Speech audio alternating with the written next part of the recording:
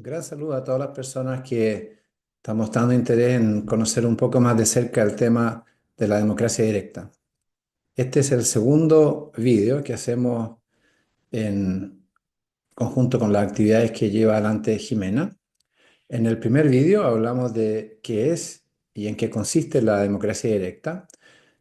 En este segundo vídeo vamos a hablar de cuáles son los beneficios que una nación deriva de utilizar el derecho a referendar en forma regular. Este video vamos a compartir ciertos gráficos que son más bien conceptuales y a través de fotos sobre todo voy a tratar de compartir en forma más explícita cómo estos beneficios son percibidos, se pueden apreciar para cualquier persona que visitara Suiza hoy por hoy. Compartimos en este momento entonces una pequeña presentación preparada con este propósito.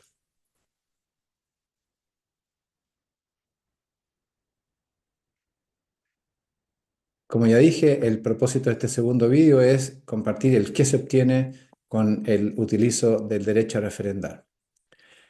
Les pido que lean estas aclaraciones importantes que ya compartimos en el primer vídeo, en esencia que no pertenezco ni tengo la intención de pertenecer a ningún partido político en Chile. También compartimos en el primer vídeo un poco cuál es la experiencia personal y profesional que tengo. Vivo en Suiza desde hace ya más de 40 años y el tema de la democracia directa es el tema de interés intelectual más importante que he tratado de entender y seguir en todo este tiempo. Y el propósito de estos vídeos es poder compartir con ustedes las cosas que he logrado entender y apreciar de cómo funciona esta forma de sistema político que ha sido tan útil para esta nación. Todo el material que ha sido preparado, en que he participado, ya sea los libros que he escrito, artículos, presentaciones y todo el tipo de material que se ha ido juntando a lo largo de los últimos años, está disponible gratis en el sitio web que aparece aquí, el www.swiss-democracy.ch. Ahí encuentran todo lo que se ha acumulado hasta ahora y, como dije y repito, en forma gratuita. En el primer vídeo dijimos, partiendo de lo que que se conoce en Chile, la democracia representativa, el derecho político de la ciudadanía es el ser invitado a votar cada 4 años para elegir a los que serán el gobierno y los miembros del Parlamento. Esta forma de sistema político de democracia representativa es cómo se practica en Chile, en Europa, en Estados Unidos, en cientos de naciones en los 5 continentes.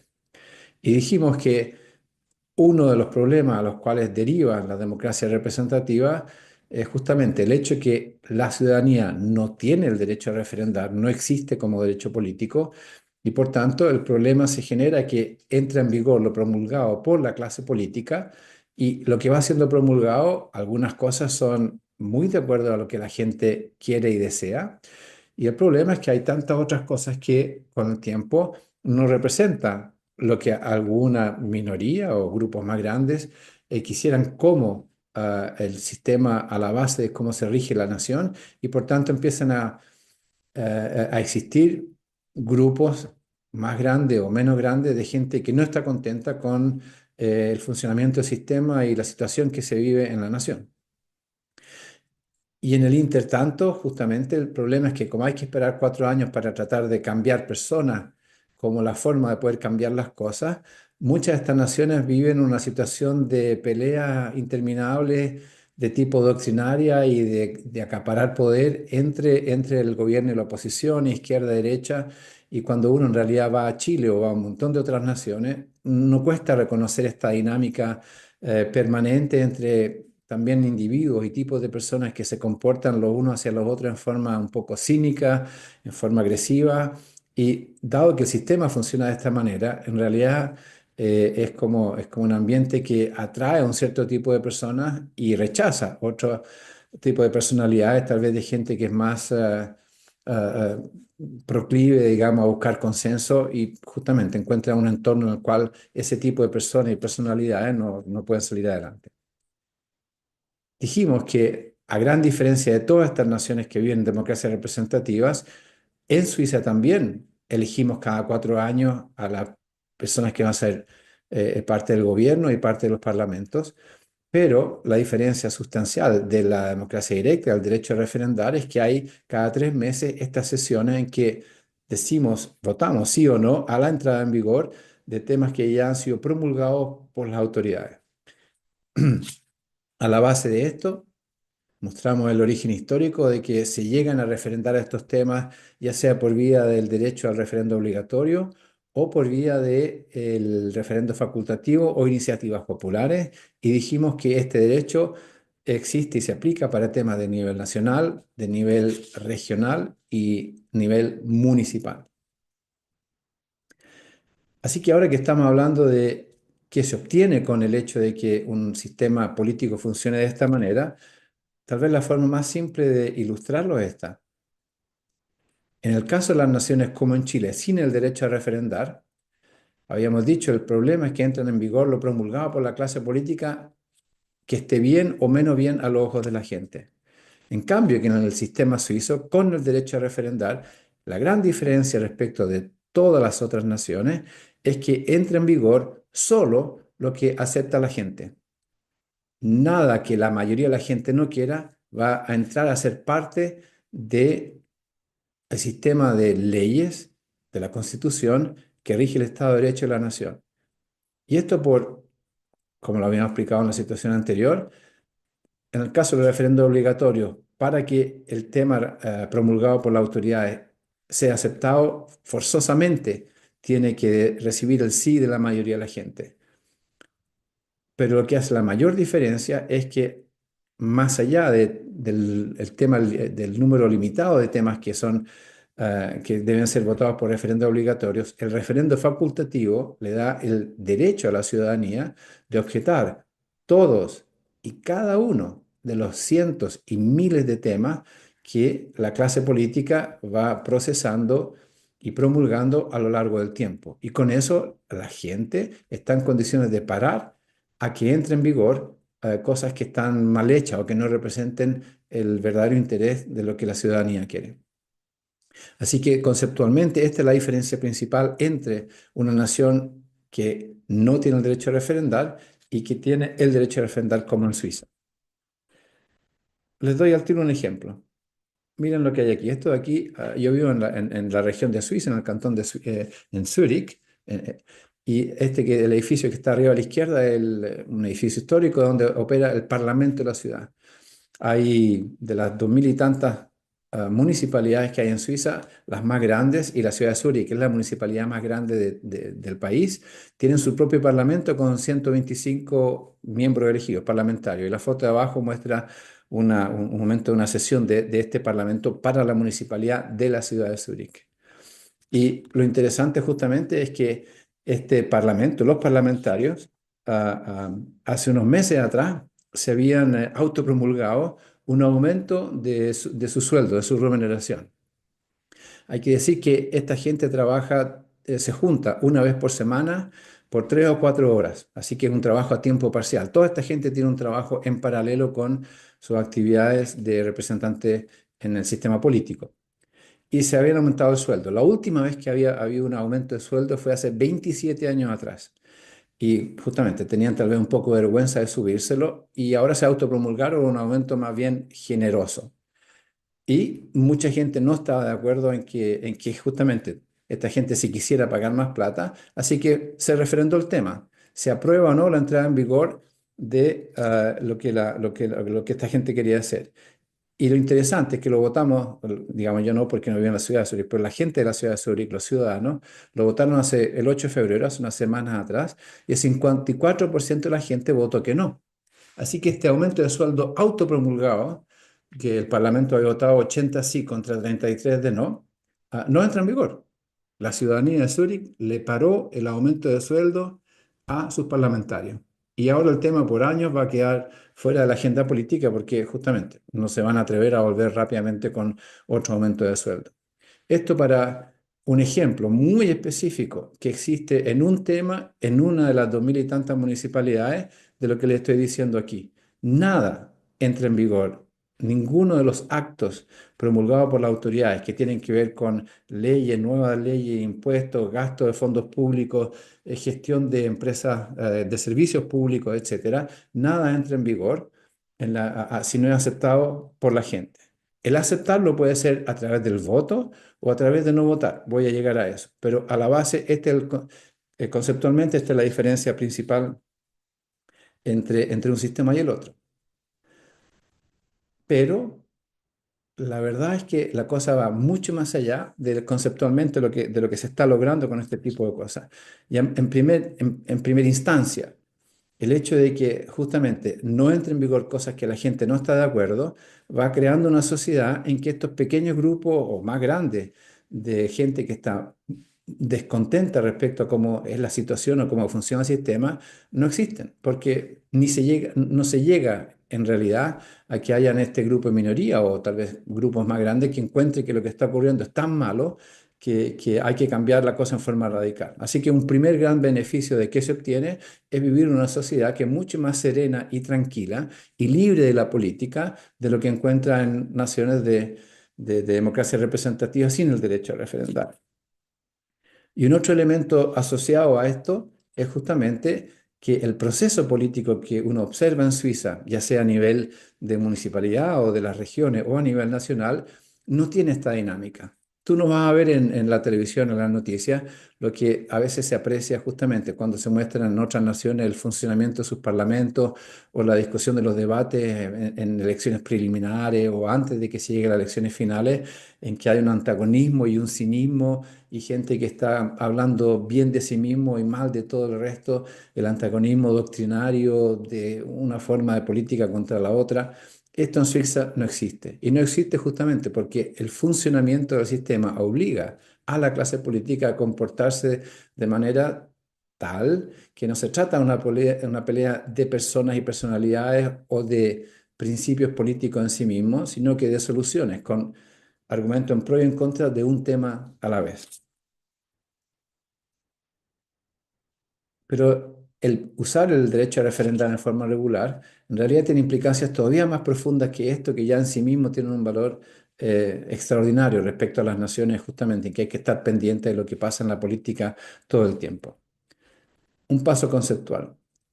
Todas las naciones, todas las naciones que viven en un estado de derecho, eh, aspiran a tener un cuerpo de leyes que rige este estado de derecho, el mejor posible. Y cuando uno dice el mejor posible, tiene que tener una serie de características que uno puede, si las leemos de abajo para arriba. Naturalmente, que sea legítimo, que sea representativo de los intereses de la gente, que sea claro, actualizado, completo, fácil de entender, de implementar.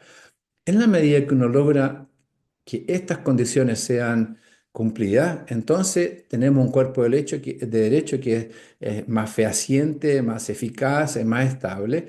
Y si también estas condiciones se cumplen, llegamos a niveles todavía superiores de la calidad de este cuerpo de leyes, en el sentido que es una cosa predecible, es fiable y es respetado. Así que la pregunta es, ¿en qué medida un sistema o el otro nos da un cuerpo de leyes de calidad superior o inferior del uno al otro? Y mi apreciación es en realidad bastante simple. A la izquierda tenemos los países como Chile, Estados Unidos, europeos y otros que se eligen en democracia representativa sin el derecho a referendar, y en el caso de Suiza, en democracia directa, en que la ciudadanía tiene el derecho político a referendar. Y cuando pienso en el nivel de legitimidad o representatividad, etcétera, que va teniendo el cuerpo de leyes que se ha ido generando, base al principio que entra en vigor solo lo que la mayoría de la gente quiere y no lo que la clase política del momento logra ponerse de acuerdo e imponerle a la sociedad. Entonces, para mí es claro, a través de este sistema va generando una calidad de cuerpo de leyes que está muy por encima de lo que están en condiciones de hacer cualquier país en democracia representativa, que entre ellos, obviamente, hay algunos que lo hacen mejor que otros, pero aún así con democracia directa se está en cualquiera de estos criterios muy por encima de aún el mejor del caso de la democracia representativa. Este concepto lo traduzco aquí. Lo que hace el derecho a referendar lo tenemos un poco a la izquierda, es un poco una llave maestra, ¿no? Y esta llave maestra lo que logra hacer en el proceso político es llevar a la sociedad a crear un cuerpo de leyes de calidad superior, que lo vemos aquí. Se llega a que este cuerpo de leyes sea de calidad superior porque tiene que pasar a través de dos condiciones. Uno es el test de la blancura, en el sentido de que cualquier cosa que promulgan las autoridades requiere la aprobación explícita o implícita de la mayoría de la ciudadanía. Si no tiene esta aprobación, no va a entrar a ser parte del cuerpo de leyes. Y esto de que sea el 2% explícita y el 98% implícita, lo vamos a discutir en el cómo se obtienen estos beneficios. Y aparte del test de la blancura, el jurado que acepta que algo entre en vigor o no es la ciudadanía que con el tiempo va desarrollando un nivel de educación cívica, de madurez y responsabilidad que está muy por encima de aquellas que viven en democracia representativa y que los invitan a votar una vez cada 4 años para elegir entre personas, en vez de, como en el caso de Suiza, cada 3 meses tener que decir que sí o no a temas muy específicos de argumento pro y en contra, de temas que pueden ser salud, educación, transporte, seguridad social, etcétera. Todos los temas de interés público. La dinámica de este proceso que está descrito aquí es que con el tiempo, lo que se trata de mostrar aquí abajo, Suiza va generando una calidad de cuerpo de leyes, lo que está a la base de su Estado de Derecho, que está muy por encima de las otras naciones que viven sin el derecho a referendar. Este proceso en realidad es el punto de partida de procesos socioeconómicos que son entrelazados el uno con el otro. Partiendo de este cuerpo de leyes superior, se traduce o se llega a que hay una efectividad y estabilidad en el Estado de Derecho que está por encima de un cuerpo de leyes de calidad menos bueno. Esto a su vez lleva a una credibilidad y fiabilidad incomparable del Estado. En términos económicos significa que el riesgo de país es más bajo, las tasas de interés son menores, no hay déficit fiscales, etcétera. Esto a su vez lleva con el tiempo a una generación y acumulación de capital, el país se enriquece, más capital hay en una nación, este capital va utilizado, se generan empresas, hay puestos de trabajo, se acerca al pleno empleo, cuando se acerca la nación al pleno empleo en forma sostenible, empiezan a mejorar las condiciones laborales y de pago a las personas, a los empleados, lo que lleva con el tiempo a mayor crecimiento y prosperidad y riqueza generalizada en forma sostenible, lo que a su vez se traduce en una gran cohesión social entre clases sociales y regiones. Estos procesos interdependientes socioeconómicos es lo que está descrito en mi primer libro, que es lo que está aquí a la izquierda, en el 2021. Y esto se transforma en un círculo virtuoso que se retroalimenta justamente en la medida que la gente tiene mejor condiciones sociales y económicas, mejora su nivel de cultura y su capacidad de votar sí o no en las distintas sesiones de referendos. Así que este círculo virtuoso que hay aquí, Suiza lo tiene ya desde el 1800, en su forma actual, del 1890, y con el mismo sistema pasó a través de la Primera Guerra Mundial, Segunda Guerra Mundial, todos los grandes quiebres económicos o políticos, geopolíticos que han habido durante todo este periodo de tiempo, y con el mismo esquema ha salido adelante en forma sostenible. Así que es una forma de proceso político y socioeconómico capaz de hacerle frente a todo tipo de dificultades en forma muy exitosa. Y cuando digo en forma muy exitosa, una forma de ilustrarlo es esto. Lo que tenemos aquí abajo es justamente la diferencia entre Suiza respecto a las otras naciones que a partir de una situación de país pobre, a través de implementar el derecho a referendar, fue creando como un catalizador niveles de bienestar y de prosperidad, que es este caminito hacia arriba en el tiempo, digamos, que está muy por encima de todas las otras naciones en el mundo. Y cuando digo muy por encima, forma tal vez de enfatizarlo, decir que llega a niveles en realidad de libertad y de prosperidad inalcanzables para las democracias representativas. Y para poner esto en perspectiva, más allá que lo conceptual, un par de números. Lo que tenemos aquí es en el año 2023 el sueldo neto medio mensual que se paga en Suiza respecto a aquel que se paga en otras naciones ricas del mundo. Como pueden ver, en el año 2023 este salario neto medio era 6.100 dólares. El país que sigue, Singapur, son 4.300. Alemania, estamos hablando de 3.000. Japón, 2.400. Así que si uno piensa, por ejemplo, un país como Alemania, que está en 3, y uno dice el salario real crece en torno al 1,5% por año, ¿cuánto se demora si uno parte en 3 en llegar a 6? Y la respuesta es 70, 80 años. O sea, cuando aquí yo hablo de que a través de este derecho a referendar se genera un sistema autosostenido en el tiempo que te lleva a niveles de prosperidad, de riqueza que están por encima de todas las otras naciones, no es un poco por encima, es muy por encima. En estos 140 años, Suiza, partiendo de un país pobre respecto a las otras naciones, ya le ha sacado entre 50 y 100 años de ventaja a todos los otros países ricos del mundo en términos de la prosperidad que este sistema le ha generado a la sociedad suiza. Esta prosperidad, estos son cada mes, el flujo de pago de sueldo de cada mes, también lleva una riqueza, que esta otra estadística que encuentran aquí, esta es la riqueza media per cápita de toda la población suiza respecto al equivalente en otras naciones. Aquí, por ejemplo, estamos hablando de 530.000 dólares ah, per cápita por persona en Suiza, comparado con 400.000 en Estados Unidos, Singapur, Corea, y aquí tenemos a Chile, Brasil. Estamos hablando de una proporción de 10 a 1, por ejemplo, respecto a países de este tipo. Estamos hablando en Estados Unidos, que el que sigue, digamos, estamos hablando de niveles de riqueza que están muy por encima de cualquier otra nación.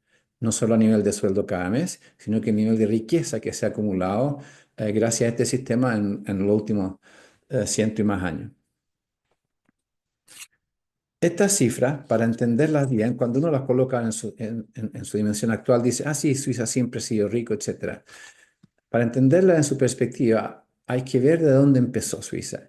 Y estamos hablando de un sistema que se implementó en un país en que el 65% del territorio suizo no es apto a la agricultura, es de montaña, tiene desnivel, no es plano, y pasa varios meses al año debajo de la nieve. Cuando Suiza implementó todo esto, el derecho a referendar en torno al 1890, estamos hablando que no solo en Suiza, en todo el mundo, la agricultura era alrededor del 80% del Producto Nacional Bruto de cualquier nación, porque el proceso de industrialización en realidad no había todavía empezado a nivel generalizado. Así que estamos hablando de una nación con una condición muy adversa en términos de cómo poder generar riqueza e ir para adelante. Estamos hablando de una nación en que el 80% de la gente que implementó y empezó a utilizar el derecho a referendar en forma regular vivía en condiciones muy precarias de subsistencia. La gente vivía en colinas, como pueden ver. Nadie tenía grandes propiedades de terreno. Así que un tipo de personas que tenía que trabajar 10 horas al día, 6 días a la semana, obligado a anticipar las consecuencias de si no juntaba suficiente madera para el invierno, entonces antes que llegue la primavera vas a pasar frío en tu casa. Si no juntas suficiente pasto para alimentar las 8 o 10 vacas que podías tener, entonces van a tener hambre antes que llegue la primavera.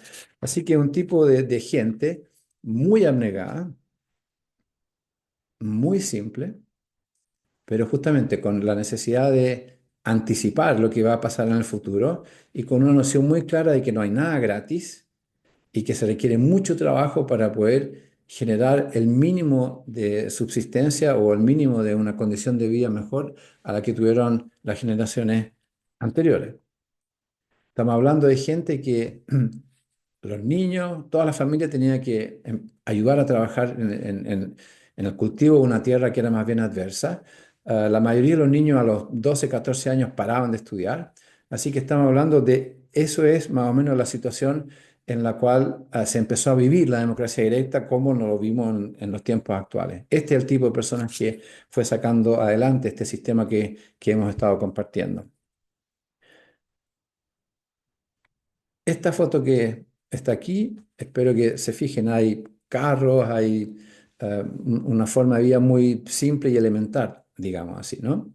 Hay comercio en las veredas. En fin, esta es una realidad, digamos, de esta calle que está aquí, hoy por hoy, es esta calle. en la conocida Bahnhofstrasse, la calle comercial principal de Zúrich. Es una de las calles más lujosas del mundo. Están todas las grandes boutiques, los bancos, etcétera. Así que para poner una noción entre esta foto y esta foto hay 100 años de diferencia. Y lo que es importante, que la gente que viene hoy por hoy, tal vez por primera vez a Suiza y pasea por esta Bahnhofstrasse, naturalmente se queda con la noción, Suiza es un país rico, hay unos autos increíbles, el tipo de boutiques, etcétera, y piensan que, claro, siempre ha sido así. No ha sido así. Hace 100 años atrás, era estas las condiciones en que vivía la sociedad suiza en el Zúrich de hoy. Así que de esto se parte y a esto se llega a través de construir una sociedad con el derecho a referendar. Zúrich, entre tanto, hace unas semanas atrás salieron las estadísticas de las ciudades con la mejor calidad de vida en el mundo. En este año, Zúrich está como número uno, una condición de vida excepcional, no solo por la belleza del paisaje y un aire limpio de los Alpes, sino que en términos generales, condición de vida, seguridad, infraestructura, aeropuertos cercanos, etcétera, mejor calidad de vida en el mundo. Y esta prosperidad que experimenta la gente que vive en Zúrich no solo es aquí. También la ciudad de Ginebra está a la número 3, Berna la número 9, Basilea la número 10. No hay ningún otro país en el mundo, ninguno, que tenga cuatro ciudades de las principales entre las 15 mejores en el mundo en términos de calidad de vida. O sea, este proceso de dónde se parte, a dónde se llega en términos de prosperidad material, seguridad en términos de cómo se vive, etcétera, es una cosa generalizada a través de todo Suiza.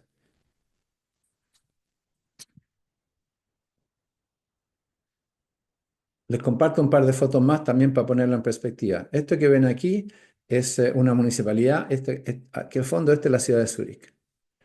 De aquí a la ciudad de Zúrich son 5 kilómetros, son 15 minutos en auto o en tren, digamos, desde aquí a llegar al centro de Zúrich.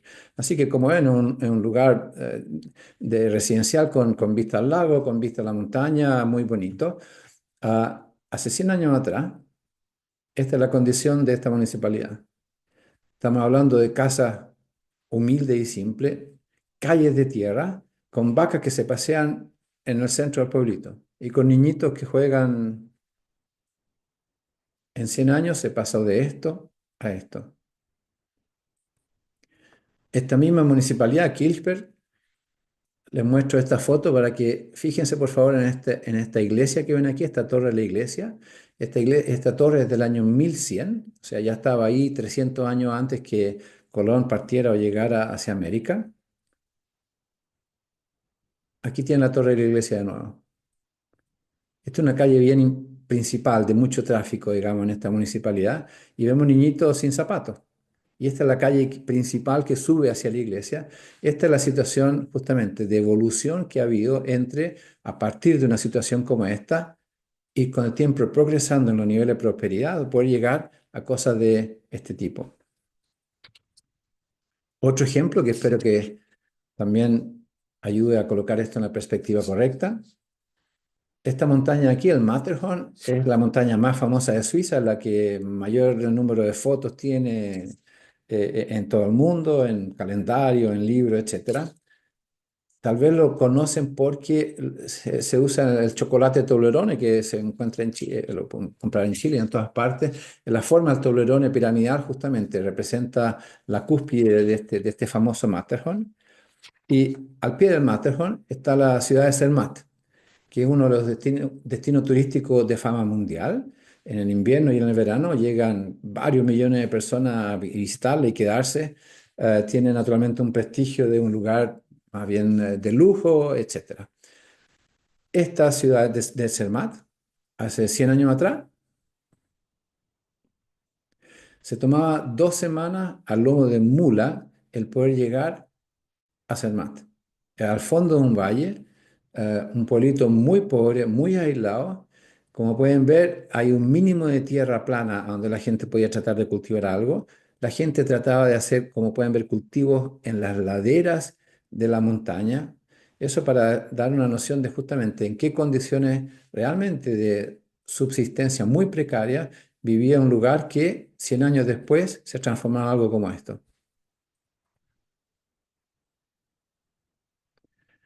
Hago un paso adicional en este esquema de qué beneficio obtiene una nación con el uso de la democracia directa.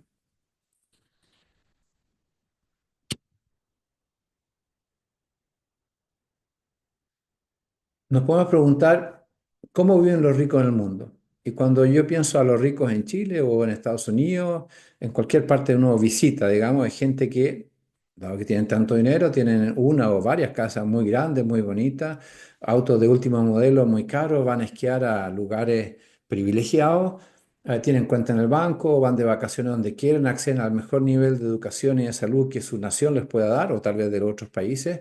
Así que este es un poco el estilo de vida de la gente, y no piensen en el 1 o 2% más rico, pensemos en el 20% más rico de una nación. Y generalmente son profesionales, abogados, profesores de universidad, doctores, etcétera, empresarios. Cuando pienso a esta gente y pienso al 20% más rico de Suiza, cómo viven en Suiza, la realidad en realidad es muy similar la una con la otra. También la gente vive en casas grandes, con piscina, tal vez al borde del lago con un bote, tienen los mismos autos y van a esquiar en vez de en algún lugar en Estados Unidos o en alguna otra montaña, y este es San Moritz, el famoso San Moritz. Así que en realidad, en términos de condición de vida, si yo pienso en la diferencia en calidad de vida del 20% más rico suizo y el 20% más rico de cualquier otra nación, la diferencia es o chica o inexistente, es mínimo. Y uno puede ir haciendo esta reflexión bajando del 20% más alto al 20% que sigue, al 20%, hasta que llega al 20% más bajo, como vive la gente más pobre de una nación. Y si pensamos en términos de pobreza urbana, empiezan a aparecer fotos de este tipo. Esto puede ser en India o en alguna parte en Asia, o puede ser favelas en Brasil o en algunos lugares en la periferia de Santiago o en la periferia de alguna ciudad en Estados Unidos. O por ejemplo esta, que son al inicio de los años 70, condiciones de vida bastante míseras. Esto me impresionaron estas fotos, por eso las comparto, porque esto a inicio de los años 70 en Londres. Inglaterra fue el país más rico del mundo y el imperio más rico del mundo por 150 años. Controló la riqueza del Producto Nacional Bruto de todo el mundo, digamos, con el transporte y las colonias, etcétera. ¿Y a qué se llega? Que en los años 70 todavía tienen una parte de su población viviendo en condiciones de este tipo. Y naturalmente nos hacemos la misma pregunta para el caso de Suiza. Y si pensamos al 20% de, digamos, más bajo, este es el barrio donde vive la gente, digamos, las clases sociales más bajas de Zúrich, que es la aglomeración rural urbana más grande de Suiza. Esta es la condición de vida de donde vive esta gente. Como pueden ver, los edificios, los estacionamientos de autos, etcétera. En esta municipalidad, este es el colegio. Estas son las salas de clase. Este es el gimnasio que tiene ese colegio. Este es el hospital de la región donde está esta municipalidad. Este es el tipo de transporte público que llega a esa municipalidad o transita dentro de esa municipalidad. O sea, estamos hablando de, en términos de los servicios públicos que recibe la gente, del 20% más bajo de la urbe más grande de Suiza.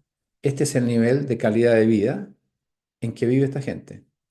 En términos de seguridad, serenidad, este es un centro comercial que hay en esta área. Así que conceptualmente he mostrado todas estas fotos porque trato de ejemplarizar lo que se resume aquí. Lo que tenemos aquí abajo tenemos el nivel de clase social. Aquí está el 20% más alto y aquí está el 20% más bajo. Del más alto al más bajo. Y lo que tenemos a nivel vertical es el nivel de bienestar, en un sentido amplio, digamos, en que vive esa clase social, la gente que vive en ese grupo de clase social. Y como decíamos, en el nivel más alto, la gente, el 20% más rico, la diferencia entre la gente que vive en Suiza y la gente de cualquier otro país es muy pequeña o inexistente. A diferencia de Chile, en los barrios de la gente más rica de Zúrich o en Suiza, no necesitas panderetas de 4 metros o colocar electricidad o vidrios para que la gente no tiene el susto que te hagan portonazo o encerrona, no necesitas barrios cerrados, no necesitas guardias de seguridad que andan circulando, etcétera. Bien, un nivel de tranquilidad tal vez mejor que que en otros países. Pero si no, en términos de la casa, el tipo de casa, auto, etcétera, como dijimos, era muy, muy similar. Así que no hay diferencia pequeña. Y cuando le mostré cómo vivía la gente más pobre de Suiza, la diferencia en la calidad de vida que ellos tienen, el servicio público que reciben respecto a los más ricos, existe, pero no es tan grande. Y si comparo la calidad de vida que recibe este 20% más bajo en Suiza con el 20% más bajo de cualquier otro país, Alemania, Estados Unidos, Asia, Chile, Brasil, Argentina, más baja la clase social y más grande la diferencia que hay entre cómo se vive en Suiza y en cualquiera de esos otros países. Así que uno de las contribuciones de qué se obtiene a través del derecho a referendar cada 3 meses es que más baja la clase social, mayor es el beneficio que recibe esa gente de implementar el derecho a referendar lo antes posible.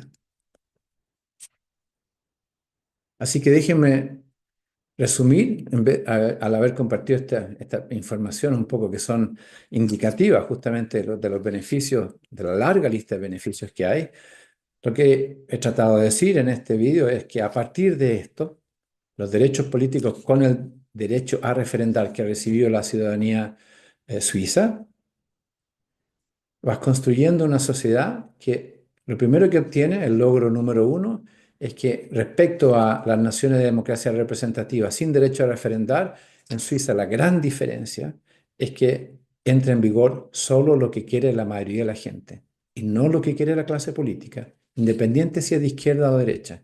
Entra en vigor solo lo que quiere la mayoría de la gente y nada más. Gracias a este logro número uno, porque es como una escalera en que un peldaño te lleva al otro, dijimos que la sociedad suiza, a través de este derecho a referendar, ha ido construyendo una calidad en el cuerpo de leyes y su Estado de Derecho que es sustancialmente superior a el de cualquier otra nación que lleva adelante su proceso político en base a democracias representativas sin el derecho a referendar.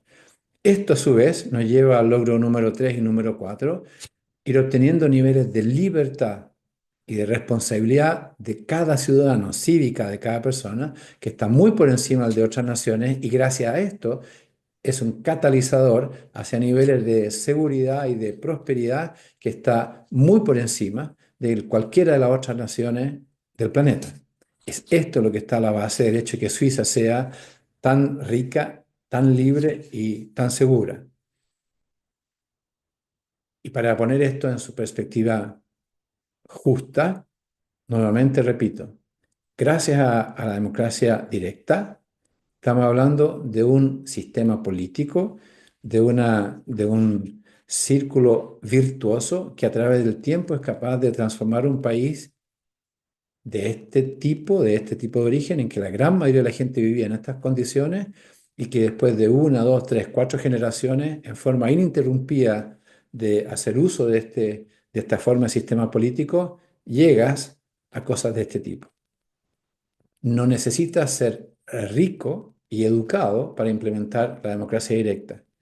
Basta gente muy simple, el sentido común de la gente simple se puede implementar en cualquier momento y una vez que lo hace, empiezan a capitalizar en los distintos beneficios que les fui ilustrando antes, en un proceso que a lo largo de años, toma años, décadas, generaciones, pero justamente es irreversible, es muy estable y que a través de eso justamente la sociedad va accediendo a cosas que es lo que uno observa si te paseas por Zúrich en la época de Navidad en la época actual. Con esto termino este segundo video tratando de compartir algunas indicaciones de qué es lo que obtiene una nación o puede aspirar a obtener una nación que usa el derecho a referendar y nos queda por discutir el tema de cómo se obtienen estos logros. Y dado la duración que ya lleva este video, en realidad lo vamos a hacer en un tercer video y los invito desde ya a presenciarlo, lo vamos a compartir también hoy día o en los días que siguen. Muchas gracias y hasta el próximo video.